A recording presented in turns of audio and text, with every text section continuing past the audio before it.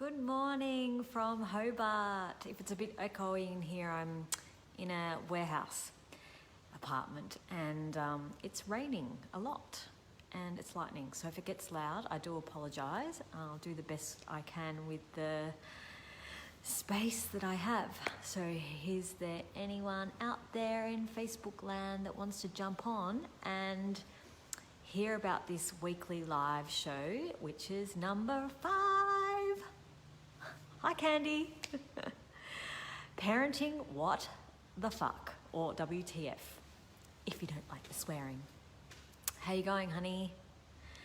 I'll just wait for a few more people to pop on. If they're free, I picked a kid-friendly time, but some parents work too, don't they? So maybe just me, but I can hear anything. Cool. So I'll just talk to you. Okay, so let's start. What I was looking at over this week when I decided to do Parenting What the Fuck is that parenting isn't about trying to get it right or having a structured way of doing things. Hi, Tony, how you going? It's not about going into judgment of you about how you parented yesterday or how you're going to parent in the future. And I get that parenting has a lot of judgments around it. Hi, beautiful. It's a funny subject. We're either judging the way other people parent or we're judging ourselves profusely because we're not parenting correctly. And I kind of put parenting into a few groups. I put the anti-conscious parents, and this isn't about making those people wrong, it's those anti-conscious parents that choose to parent the opposite way to the way their parents parented because they decided they had it really wrong, right? And then you got the parents that choose to parent exactly the way their parents parented because they decided they had it right. Both of which are anti-conscious parenting because you're choosing against consciousness, right? And then you've got the parents that are like moving blindly through the world, trying to parent, trying to navigate, mostly in reaction and not any action going on, and have no idea what they're doing. And then you've got the parents that are parenting from question, choice, contribution, and possibility. Now, when I learnt the tools of access consciousness, I applied these tools to the way I parent and the way that I run my household. And I'm not saying that I get it right all the time because I don't. But the difference is that when I don't get it right, I'm willing to be in the question about what is required. So it's always about asking a question. So it's not about, well, my parents did it like this, so I'm going to do it the same way. Because you're dealing with different beings. You're dealing with different energies. You're dealing with children that are different every day. They're changing every day, and you'll know that you'll have a behavioural issue that may go on for weeks and weeks and weeks and weeks. You'll be like, is this ever going to end? And then suddenly it'll turn the corner and everything will change. You'll be like, oh my God, I love my child again. I don't want to kill them. And you can get through these situations faster if you're willing. You can't hear me. That's strange. Hang on. Can everyone else hear me? Can everyone else hear me? Oh, dang. I've been saying some amazing things here. Hang on. That's really strange. What is it that's not making... Can you hear me now? So Alison can hear me. Tony can't hear me. Candy can't hear me. That's really interesting. What else is possible with that? So Alison can hear me. So maybe it's something going on in Launceston. Maybe it's your connection, perhaps. Could you ask for all the entities to stand back away from your electronic? Maybe you guys have changed so much over the foundation. You're like so much space that you're changing all the electronics around you. That could be possible. Anyway, Alison, can you still hear me? Tennille, I'm just wondering, hi Tennille, can you hear me? Just give me a wave or a thumbs up or...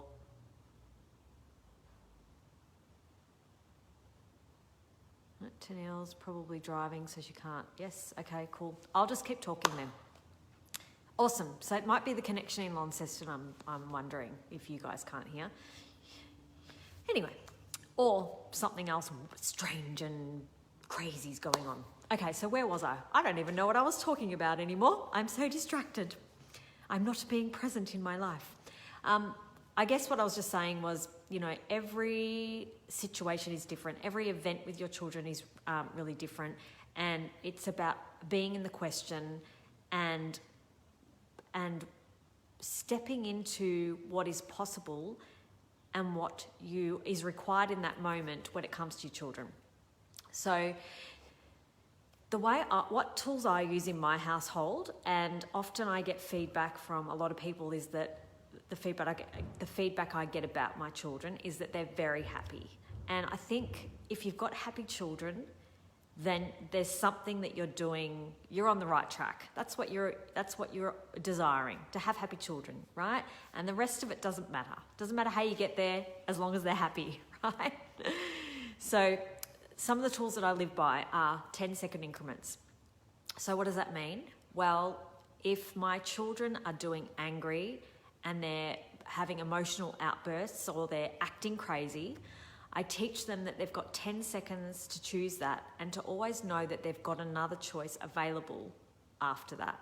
So I give them permission to have that meltdown, that anger, that rage, as long as it's not hurting or affecting anyone else. I give them permission to have that.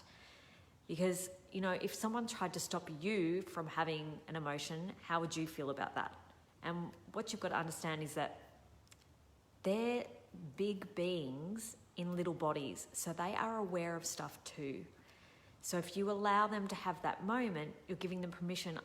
What often happens is they get over it so much faster. So my daughter can't even be angry for more than 5 seconds because she's already over it. And what actually occurs is that they implement that into the life with me. So if I'm doing cranky, they're always jumping around and trying to make me happy again, because there's always this thing in our house that you've got 10 seconds to choose an emotion, and then not make yourself wrong about it.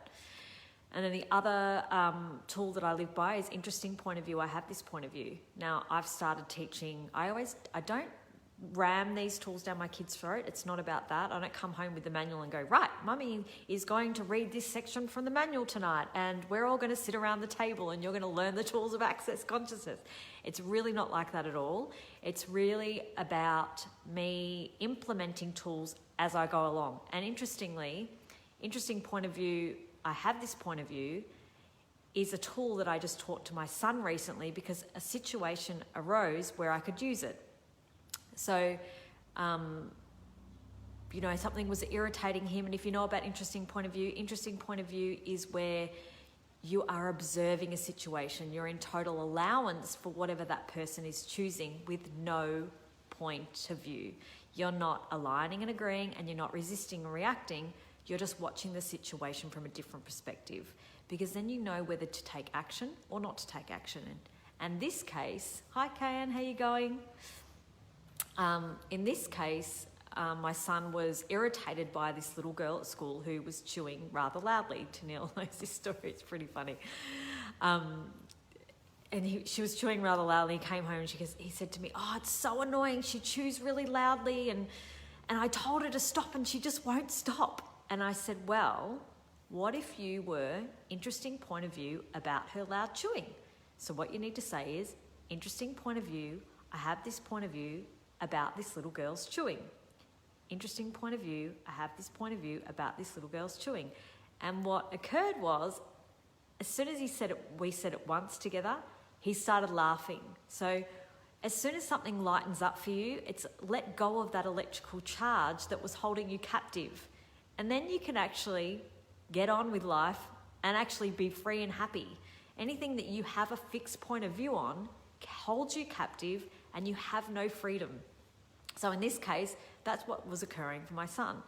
And, I do this in my bars classes where I'll get the participants to say it up to 10 times or even more on a particular thing that's irritating them. I just realised I've got something on my lip. I do apologise. Irritating them, and I give them a number between 1 and 10. So 10 being the most irritated and 1 being the least.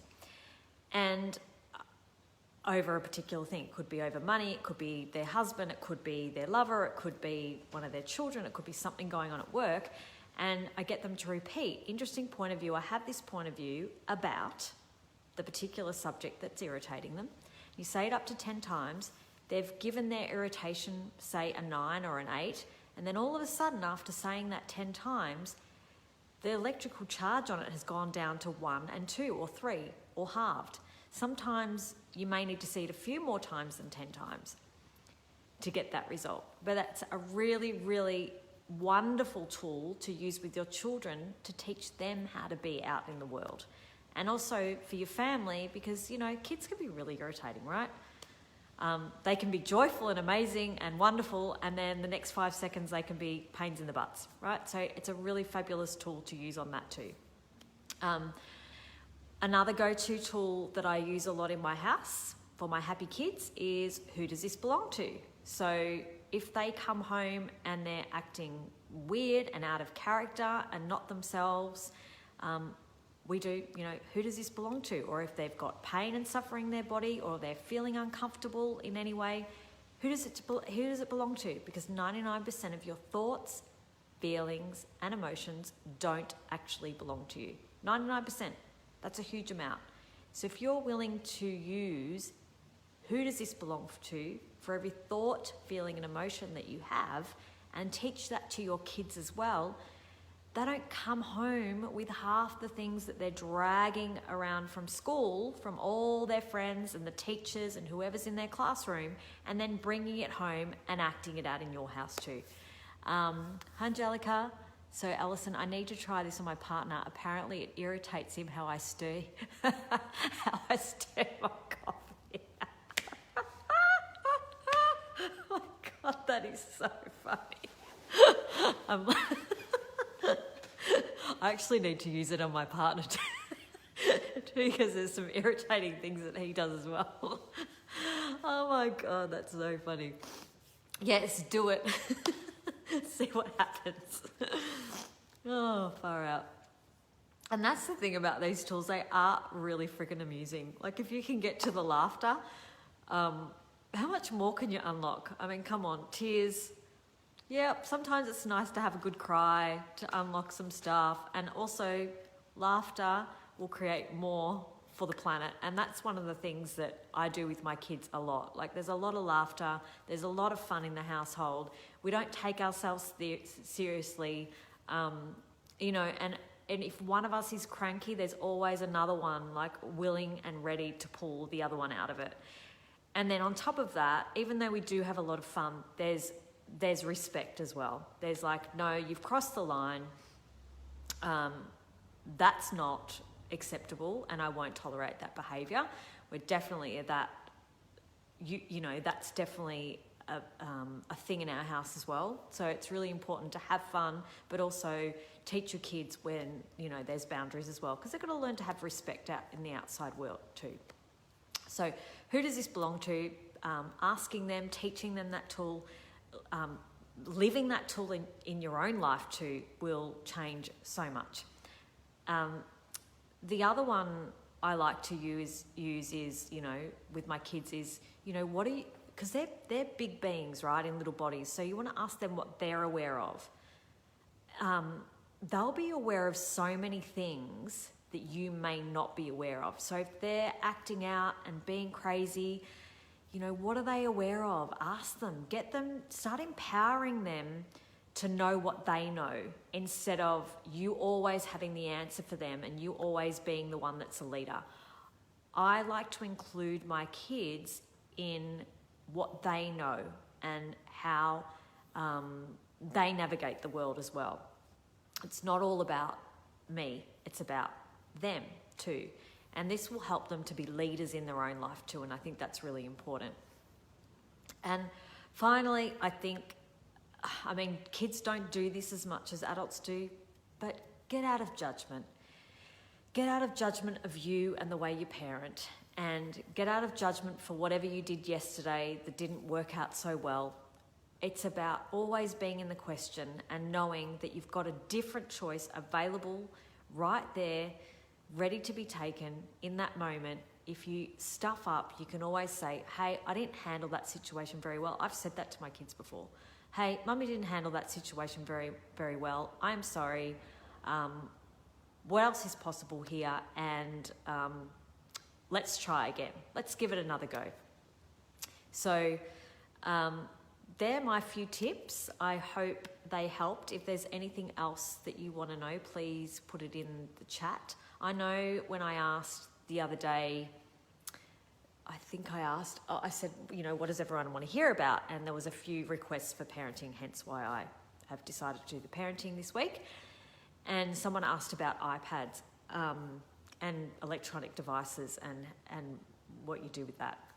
So you've really got to, and the easiest answer for me to give is to be in the question, right? So for my house, this is what works for me. My kids only get 30 minutes a day of iPad time, and the rest is, like jumping on the trampoline, playing a game. Like on the holidays, we've been playing lots of cards, playing 500, which is really great for their math skills and other skills, life skills. Like I've been playing 500, and it's about, really being present while you're playing cards, which is a great tool to have as well. And, and then there's other times that they've got hobbies on, and, they'll help me around the house. So 30 minutes of iPad time works well for us. It also works well because I've discovered, and this was just through trial and error, because it's all about trial and error, as long as you're not killing your children. I just had to see how they were after 30 minutes, and I found that longer than 30 minutes, up to 45 minutes to an hour, they started to look like they were possessed by the devil. So that didn't work in our household. So 30 minutes works for us.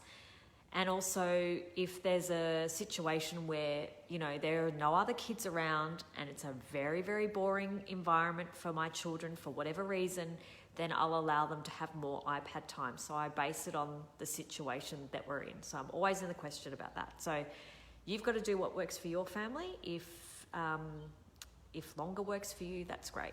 And yeah, I have very active kids, so I know that I need to keep them moving and active, otherwise they'll drive me nuts. So, if you don't have any other questions, I hope that assisted you and contributed to the way that you parent.